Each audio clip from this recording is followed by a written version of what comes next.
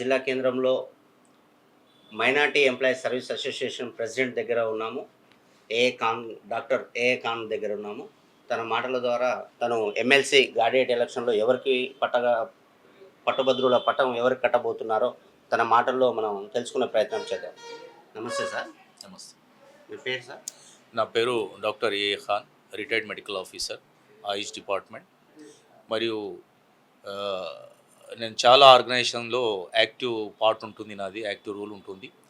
All India Unani Tibbi congress state president, Telangana medical joint action committee state general secretary, మరియు Unani medical organisation president. ప్రస్తుతం ఇక్కడ నల్గొండలో నేను రిటైర్డ్ అయిన తర్వాత కూడా మన గ్రాడ్యుయేట్స్, మన ఎంప్లాయీస్ నన్ను Telangana state minority employees service అసోసియేషన్లో ఆనరీ ప్రెసిడెంట్గా ఛాన్స్ ఇచ్చారు. నేను పనిచేస్తున్నాను. ఓకే. ఇప్పుడు ఎమ్మెల్సీ ఎలక్షన్ జరుగుతూ ఉన్నాయి. అందులో 52 మంది పోటీ చేస్తూ ఉన్నారు.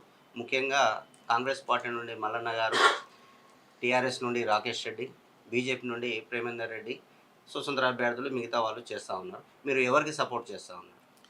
ఇది ప్రజెంట్ రూలింగ్ గవర్నమెంట్ మన కాంగ్రెస్ ఉన్నది స్టేట్లో, తెలంగాణ స్టేట్లో.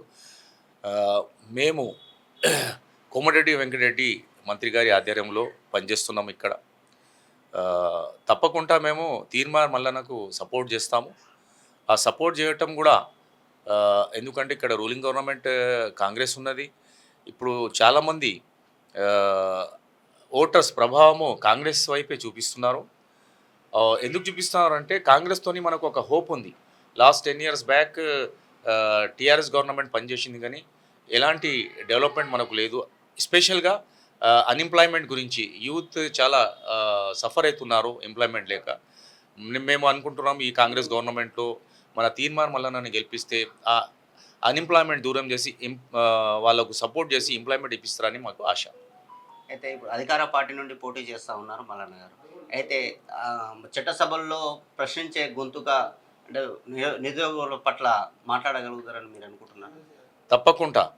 ఎందుకంటే తీర్మాన్ మల్లన్న గారు ఒక noun person in the state and in the country also. I think ఆయన మీడియా పర్సన్గా చాలా ఇష్యూస్ని ప్రజలకు, గవర్నమెంట్కి నోటీస్లో తీసుకొచ్చారు. ప్రజల ఇష్యూస్.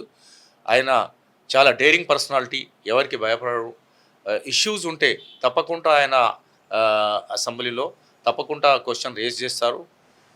నేను ఆశిస్తున్నాను ఇది కాంగ్రెస్ గవర్నమెంట్లో అంత వాయిస్ రేజ్ చేసే అవసరం లేదు. ఇష్యూస్ గవర్నమెంట్ నోటీస్లో తీసుకుపోతే మేము ఎవరికి ఎలక్ట్ చేస్తామో వాళ్ళు మన ఇష్యూస్ గవర్నమెంట్ నోటీస్లో తీసుకుపోతే తప్పకుండా అది రిజాల్వ్ అవుతుందని మేము ఆశిస్తున్నాము. దాంతోపాటుగా తనకు ఉన్న ఆస్తి మొత్తం గవర్నమెంట్కి రాసిచ్చి ఈరోజు జీరో పాలిటిక్స్లోకి వచ్చారు. దాన్ని మీరు ఏ విధంగా అనుకుంటున్నారు? ఇది చాలా సాక్రిఫైస్ వర్క్. ఇది ఎవరు చేయరు ఇట్లా వర్క్ అనేది. నేను కూడా చూశాను. స్టేజ్లో ఆయన అనౌన్స్ చేసి ఆయన ప్రాపర్టీ డాక్యుమెంట్స్ తీసుకొచ్చి మన మినిస్టర్ వాళ్ళకి అప్పగిచ్చారు. ఆయన డిక్లేర్ చేశారు, నా ప్రాపర్టీ మొత్తం గవర్నమెంట్కి ఇస్తున్నాను. ఆ గవర్నమెంట్ అంటే ప్రజలకే ఇచ్చినట్టు. అది ఆ ప్రాపర్టీ ఉన్నది ప్రజల డెవలప్మెంట్ కోసం, ప్రజల వెల్ఫేర్ కోసం ఆయన త్యాగం చేశారు. అది చాలా గ్రేట్. ఇలాంటి వ్యక్తులు మనకు చాలా అవసరం. దాంతోపాటుగా క్యూనూస్కు వచ్చే అమౌంట్ కూడా ప్రజలకి ఖర్చు పెడుతున్నానని చెప్తున్నారు. దాంతోపాటు చిన్నపిల్లలకి ఆపరేషన్లు చేయిస్తున్నానని చెప్తున్నారు. ఇది ఎంతవరకు నిజమండి? అయితే ఇప్పుడు ప్రైవేట్ హాస్పిటల్, నేను కూడా ఒక డాక్టర్ అని చెప్పకూడదు, మొత్తం కమర్షియల్ అయిపోయింది. కార్పొరేట్ హాస్పిటల్ మొత్తం కమర్షియల్. ఒక చిన్న ఇష్యూని నా దగ్గర పేషెంట్స్ వస్తూ ఉంటారు, గాయాలై వస్తే చిన్న ఒక 5-6 స్టిచెస్ కోసం 4,000 to 5,000 ఛార్జ్ చేస్తున్నారు. ఈ ప్రజలు చాలా, అంటే ఇప్పుడు పైసలు ఉన్నవాళ్ళు కూడా కానీ, మిడిల్ ఫ్యామిలీలు కానీ, పేదవాళ్ళు కానీ వాళ్ళు చాలా సఫర్ అవుతున్నారు. ఇలాంటి సమయంలో ఈ డిసిషన్ ఎస్పెషల్గా చిన్నపిల్లలకు ఆరోగ్యానికి సర్జరీస్కి నిధులు సపోర్ట్ చేయటం చాలా గ్రేట్. నేను స్టేట్ లీడర్ ఎంప్లాయీస్ కానీ, ఆయుష్ డిపార్ట్మెంట్లో యునాని డాక్టర్స్ కానీ, మన జాయింట్ యాక్షన్ కమిటీ కూడా ఉన్నది స్టేట్లో. నేను ఈ అన్ని అందరు గ్రాడ్యుయేట్స్తోనూ కోరేది ఏంటంటే మనకు ఒక బెస్ట్ డేరింగ్ పర్సనాలిటీ లీడర్ మనకు అవసరము. కావున మా ఇష్యూస్ ఆయన నోటీసులో తీసుకోపోతే ఆయన మా ఇష్యూస్ గవర్నమెంట్కి ప్రజెంట్ చేసి ఆ ఇష్యూస్ని రిజాల్వ్ చేస్తారని నేను ఆశిస్తున్నాను. కావున మన ఖమ్మం కానీ, వరంగల్ కానీ, నల్గొండ జిల్లాలో ఉన్న ఆయుష్ డిపార్ట్మెంట్ డాక్టర్స్, స్పెషల్గా గ్రాడ్యుయేట్స్, మైనార్టీ ఎంప్లాయీస్, వీళ్ళందరితో నేను కోరేది ఏంటంటే, మన ఓటు వేస్తే మల్లన్నకే వేయాలి, ఆయన గెలిపియాలి. మన ఓటు వృధా కాకూడదు. అది వాల్యుబుల్ ఓటు.